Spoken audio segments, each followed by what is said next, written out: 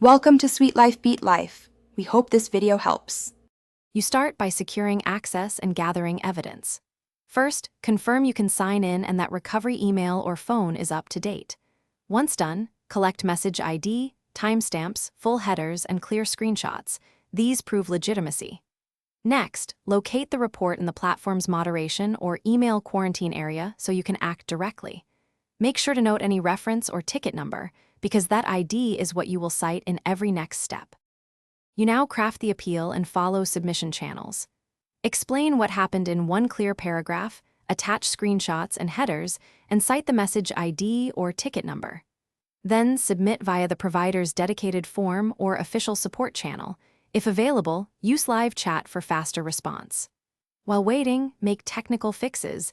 Enable SBF, DKIM, and DMARC. Stop bulk sends and clean lists, because fixing root causes increases the chance of reversal.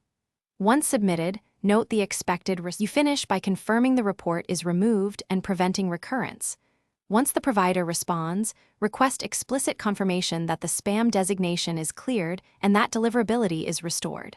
Then monitor sending logs and complaint rates for the next 7 to 14 days to catch regressions. Finally, implement permanent safeguards, strict opt-in, clear unsubscribe, rate limits, and automated alerts. If things go wrong, escalate with the ticket ID.